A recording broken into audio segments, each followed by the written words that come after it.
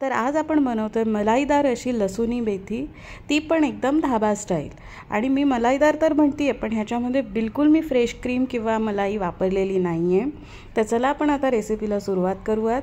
तर सगळ्यात आधी मेथी घ्यायची, बघा किती हिरवीगार आहे। हिला छान मी निवडून फ्रीजमध्ये ठेवलेली रात्री।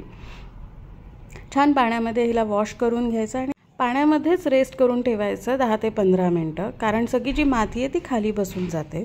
मग एक कढई घ्यायची, कढईमध्ये अगदी अर्धा चमचा तेल घ्यायचं आणि लसूणच्या पाकळ्या टाकायच्या त्याच्यात। मी इथे 2 ते 3 लसणाच्या पाकळ्या घेतलेल्या आहेत। छान गोल्डन ब्राऊन होईपर्यंत त्याला फ्राय करायचं। मग आपण मेथी टाकायची, सगळं पाणी उपसून मेथी टाका। मेथीला छान आता इथे फ्राय करायचं आहे। बघा आपण मेथी भिजत ठेवलेली म्हणून सगळी घाण जी होती मेथीची ती खाली बसून गेलेली आहे। आता मेथीला छान फ्राय करूयात। ती कढईभर होती बघा आधी मेथी, एकदम आता वाटीभर राहिली आहे। आणि हा जो लसणाचा वास आहे ना, तो एकदम भारी असतो। तो पूर्ण किचनमध्ये आता सध्या पसरलेला आहे। तर बघा आपली मेथी पूर्ण झालेली, ती एका डिशमध्ये काढून घ्यायची। मग त्याच कढईमध्ये तेल घ्यायचं, जिरा मोहरीचा तडका द्यायचा। छान तडतडलं की त्याच्यात मोठी इलायची टाकायची। मोठी इलायची तुम्ही अवॉइड पण करू शकता, पण ह्याच्याने उमामी फ्लेवर जो आहे तो खूप छान येतो। मग लसणाच्या पाकळ्या टाकायच्या कापलेल्या। इथे मी अराउंड 5 ते 6 लसणाच्या पाकळ्या आपण घेतलेल्या आहे। अगेन गोल्डन ब्राऊन होईपर्यंत फ्राय करायचं।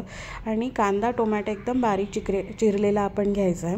कांदा इथे एक मोठ्या साईजचा मी घेतलेला आहे आणि टोमॅटो एक घेतलेला आहे। मीठ टाकायचं ज्याने की आपला कांदा टोमॅटो पटकन शिजेल। छान मिक्स करायचं आणि झाकण लावून ठेवून अराउंड 10 मिनटं त्याला शिजू द्यायचं। साईडला तोपर्यंत एका मिक्सी जारमध्ये काजू घ्यायचं, व्हाईट तीळ घ्यायचे, पांढरे तीळ आणि डाळवा घ्यायच्या आणि आपले भाजलेले थोडेसे शेंगदाणे घ्यायचे आणि ह्याची छान एक पेस्ट बनवून घ्यायची।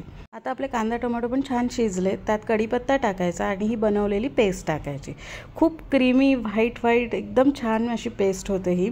छान मिक्स करायचं। मिक्स केल्यानंतर बेसिकचे मसाले टाकायचे, हळदी, तिखट, गरम मसाला आणि धना पावडर।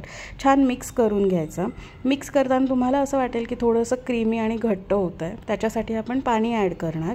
तुम्हाला जेवढी कन्सिस्टन्सी हवी आहे, घट्ट पातळ, तेवढी छान कन्सिस्टन्सी ॲडजस्ट करत आपण पाणी टाकायचं। बघा किती छान कलर आला आहे ग्रेव्हीला। आता ग्रीन मिरच्या आणि आपण जी मेथी भाजून ठेवलेली ती मेथी टाकून द्यायची आणि छान जेव्हा आपण मेथी टाकतो ना, तेव्हा ती असं एक घट्ट होते, त्याच्यामुळे मेथीला मोकळं करत आपण शिजवायचं। या स्टेजला मला वाटलं थोडीशी भाजी घट्ट आहे, म्हणून मी अजून थोडंसं पाणी ॲड केलं आणि छान मिक्स करत त्याला शिजू द्यायचं आणि मेथी सेपरेट होऊसपर्यंत त्याला मोकळं करत आपण हलवत राहायचं। जेव्हा ते पूर्णपणे मोकळी होईल तेव्हा झाकण लावायचं आणि छान शिजू द्यायचं। एक 10 मिनटं शिजल्यानंतर बघा एक छान असा ग्लेज आलेला आहे मलाईदार लसूणी मेथीला। तर छान हे बघा, मी तुम्हाला ग्रेव्हीची कन्सिस्टन्सी पण आता दाखवते। बघा किती क्रीमी आणि घट्ट अशी छान झाली आहे। पण कुठलीही भाजी कंप्लीट होत नाही जोपर्यंत आपण हिरवीगार कोथिंबीर पेरत नाही। तर भरपूर अशी कोथिंबीर टाकून सजवा, कारण पावसाळ्याचा मौसम आहे, तर भरपूर भाज्या अवेलेबल आहे सध्या मार्केटमध्ये। तर मस्त कोथिंबीरीने सजवायचं आणि ही भाजी आय एम डॅम शुअर की तुम्हाला सगळ्यांना घरामध्ये सगळ्यांना आवडेल।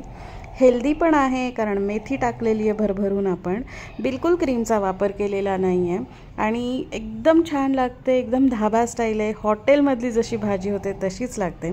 तर ट्राय करा। चॅनलला प्लीज सबस्क्राईब करा।